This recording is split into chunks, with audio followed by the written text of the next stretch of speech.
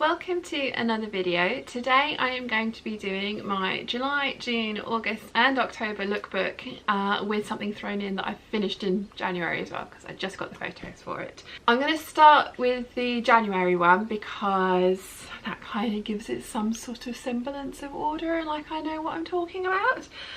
So last year, a lady called Judith came in and asked me to make her a dress and a jacket for her son's wedding, which was in February or March this year, and she's finally got the photos back from the wedding photographer, and I cannot remember the name of the wedding photographer, but I will put her name up here and I will put it in the description down below because that was one of the conditions of being able to use these photos. But I will show you the pictures down here.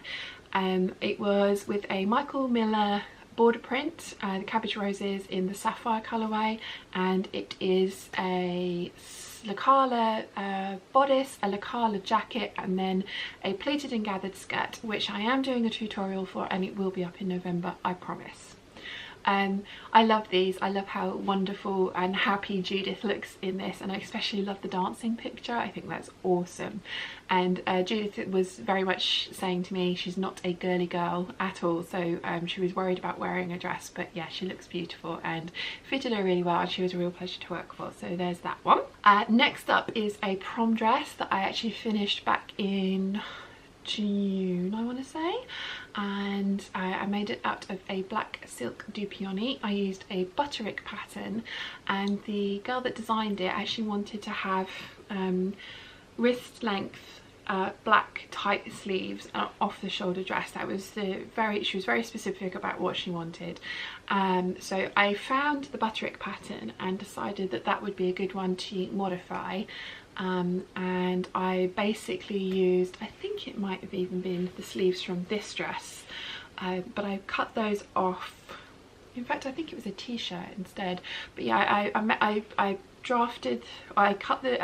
out the sleeve pattern and literally chopped off the top of the sleeve cap and made enough room for a channel of elastic so that it would hug the top of her sleeve, and sewed that into the dress between the shell and the lining, and yeah, it worked brilliantly, and I think she looks absolutely stunning. So there's that one. Next up is the lovely Karen, and I have made her a black chenille flocked frock coat. She came in and she saw Tracy's coat on the mannequin, fell in love with it, decided that she wanted her very own one of those, and I sent her away with Spoonflower's website for her to have a look through for the lining fabric, and she came back and decided that she wanted the 1920s style ladies all wearing very fancy coats of their own. So yeah, that was how that one came about, and her sister sent me this photo, and also, if I can do it, this video. Now I think I'm going to have to actually just record my screen and then put that in because I can't seem to work out how I download the video from Facebook.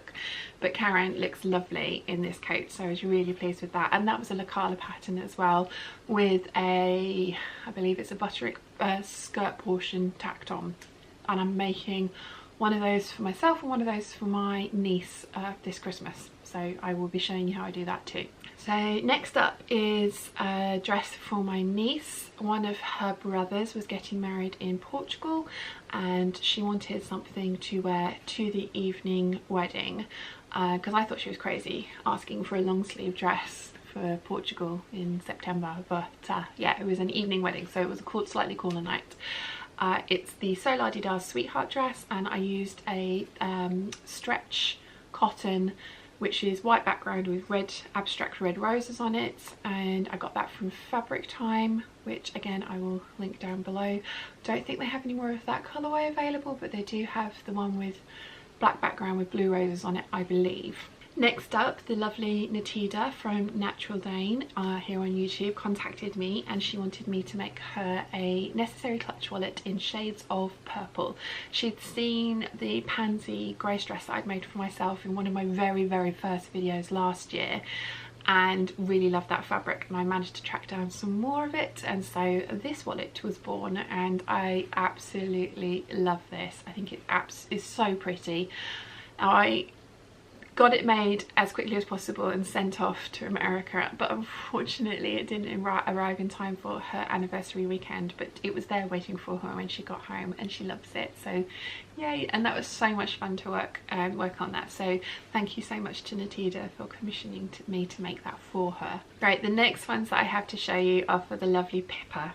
Now, she came in to see me at the tunnel last year when she was 8 months pregnant, and from the back you couldn't tell, from the front it was just this just baby. She was tiny, but she said that she was getting married this year, and she would very much like me to make her a wedding dress, which is equal parts wonderful and terrifying.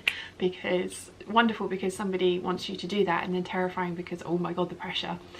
But she had very specific ideas about what she wanted, and it turns out that she actually wanted to have 4 dresses instead of just one big white one that she probably would never wear again. She ended up buying herself a dress from Ghost, and it was a red dress because her husband has Chinese heritage, which is a very lucky colour for weddings in China, so red dress, which looked beautiful. And she was having a civil ceremony, and then later she was having a party at her home here on the island, and then the day after she was having a naming day for her new baby. So I made her civil ceremony dress, which was a Patterns by Gertie bodice and a circle skirt that I kind of tweaked and worked with the width of the fabric that we got to make this dress, and I just so pretty, so happy with how that came out.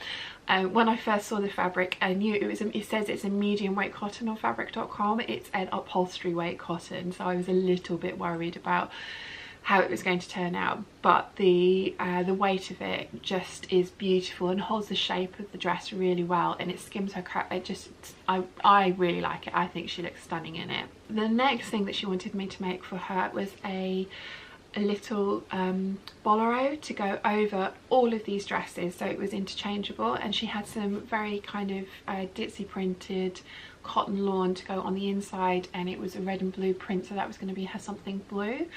Now, she showed me this picture, and that was the inspiration for the jacket that she wanted, and this is the end thing that I ended up creating. If you've watched my weekly vlogs, you will have seen this already. I mean, you will have seen most of these already on the mannequins, but it was really nice to be able to show you them on the actual people, which is thank you so much to all of you guys for sending me photos, because yay. Yeah, that's the little bolero, and she wore that for with the red ghost dress, and then in the evening with her dancing dress. Her dancing dress was so much fun. She'd fallen in love with this Liberty lawn in the print Tresco with the black colourway, and it is absolutely beautiful, really, really lovely. And then she also had this green sari that her mum had watched being made when she was over in India and had brought back for her, and she hadn't known what to do with it. So she wanted to use that as part of the lining, because she really liked these sort of very fitted dresses with really big flared skirts. And she showed me lots of like Instagram images, and lots of them were made with African wax prints, and so they were very full skirts. And so we ended up using a Vogue pattern, and I can't remember the number of it, but I will put a picture up on the screen of the Vogue pattern I used, and then a McCall skirt pattern, and I kind of mashed those two together to give the silhouette that she wanted. And then I had to work out how to use the sari to give the effect of the ruffles underneath. And I worked out that if I just cut straight strips of the saris and gathered it down, and then on the lining, I made the sari ruffle 20 centimeters deep, and so I just chopped off 20 centimeters from around the bottom of the skirt pattern to then work out where it would go attached on the lining. And because it's a high-low hem, taking 20 centimeters off evenly the whole way around meant that the ruffle could be a straight line, but it would still go high-low under the skirt. And it was a moment of like, yes, I don't have to do anything complicated cutting wise in this sari, because if I bugger this up I can't get more of this fabric. Like with the Liberty Tresco, if I'd have buggered that up I could have bought more of it and never told her, but with this sari was like a one-off, and it was like, oh my god. And then obviously with the way of all saris, the exciting parts are printed along the sides, so that made really good use of the fabric that way as well. And then I ended up with this really long piece in the middle, so I did a narrow rolled hem on that, and because the fabric is so fine you have to wrap it around your neck about 6 times, but it ended up with a really lovely scarf as well. So there was that one. And then the final thing was the naming day dress, and I don't have a picture of her wearing it, but if you have seen my, I hope I took a photo of it, otherwise I'm going to have to trawl through the weekly vlogs and take a screenshot of it. But yeah, that was it was the Deer and Doe Belladon. I made the keyhole in the back bigger and I lengthened the skirt, and that was the only changes that I made to that one, because it was an African wax print. She'd already made herself a skirt out of some of it for her first baby's naming day, so she loved the symmetry of having the rest of it made into a dress for her second baby's naming day. And I used navy trim on it and like trimmed every single edge, and I loved it. I thought it came out really well. And again, the nice thing is that she can wear the gold sequin jacket with it, so it still shows off the little diamond at the back. It all worked really well together. And then finally, and I stupidly didn't take a photograph of this, I wish I had, but finally I made her a large necessary clutch wallet out of a little bit of every single fabric. So we had the Chinese inspired dress as the outer, because that was the heavy one.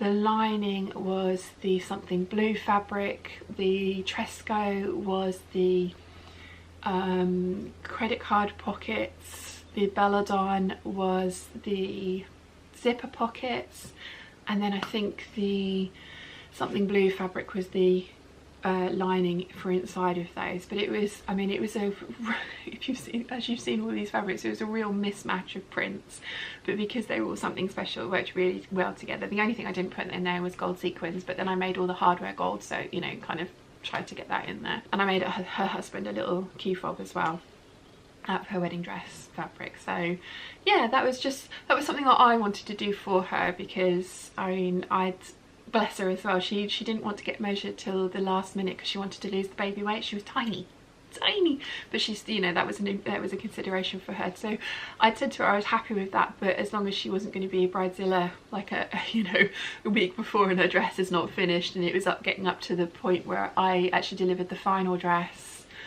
on the afternoon that she was then having a meal in that evening to wear the dress, because yeah, 3 dresses in a short period of time. But it was fine, it was fine. I love working under pressure. If you've watched any of the vlogs you know that. Then I had another cherry tree print dress. Again, it's a Lacala pattern. I don't have a photo of that one to show you on the customer, but it was a lady that had ordered it last year. She then fell pregnant, so she then came back on holiday to the island this year. She came in to get measured. I've made the dress up for her, and she's lost a little bit more of a baby weight, so she's going to come back next year to have it taken in just a little bit, because it's a little bit too big for her now.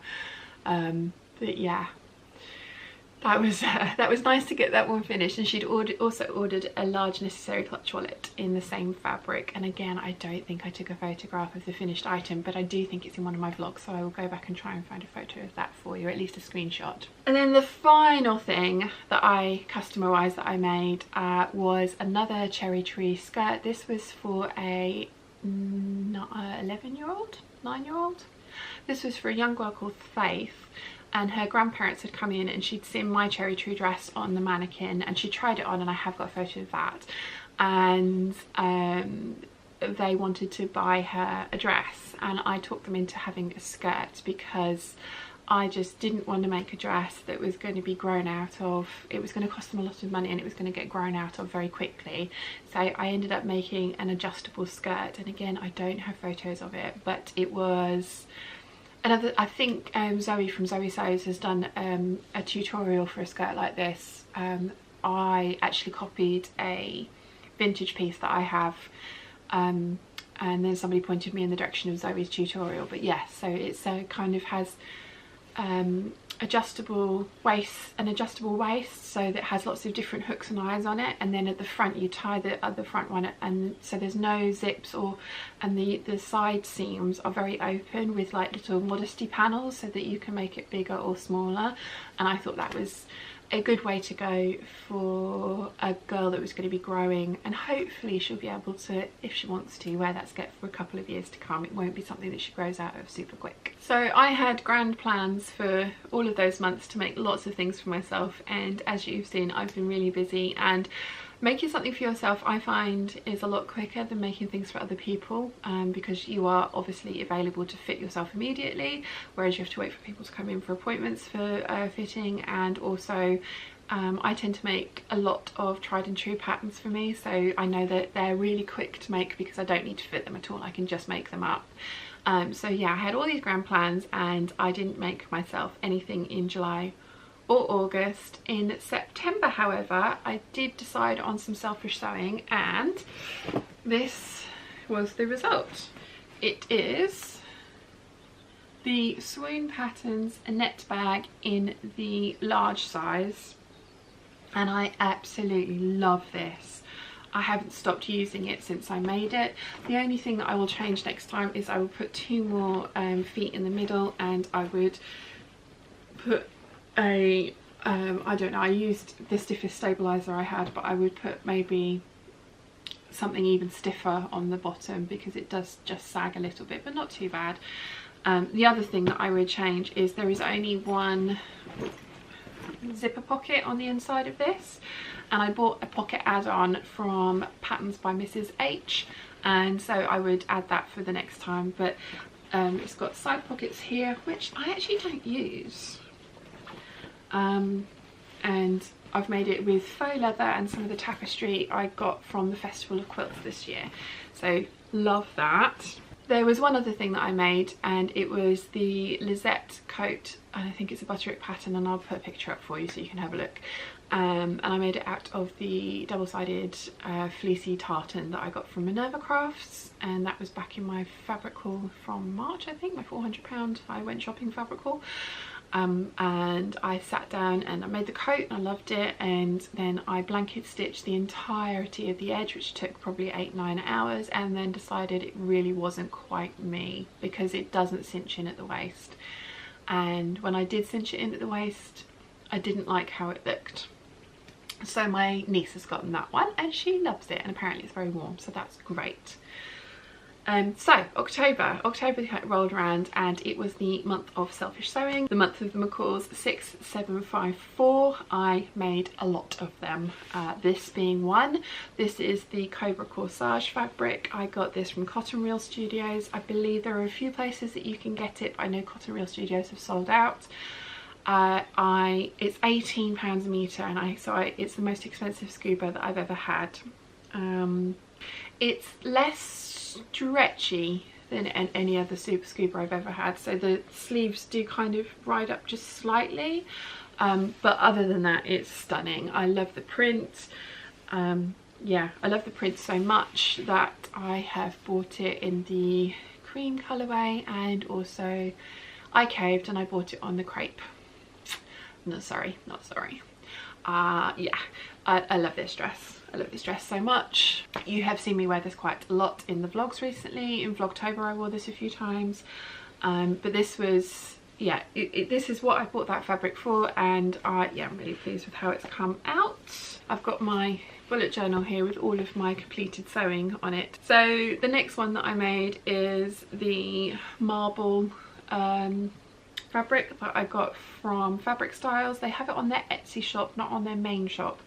If you want any. My mum liked this so much that she's ordered some. She's going to make herself a Victory Patterns Jackie out of it. I've also got from Fabric Styles, the floral navy, pink flowers on navy background, same dress. Again, this is from Fabric Styles.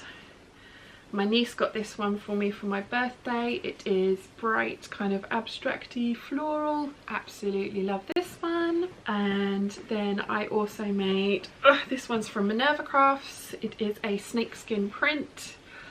This one is the thickest scuba of the lot, and yeah, pinky browny taupey colours in that. Really like that one. And then the final one, which I don't actually have here to show you, but I will insert a clip of me wearing it, is the same print. I was going to say the same print as what I'm wearing, but it's not. It's the same print as this, but it's on a white background and it's got kind of maroony pinky flowers on it as well. So that is all of the skater dresses that I made, and I have promised you guys that I won't make any more this year. I am going to move on to another pattern, I promise. The other things that I made were, this is the Soholic Renfrew t-shirt in the Cabin in the Woods jersey that was gifted to me by girl Charlie. I made a pyjama set out of that with polka dot trim.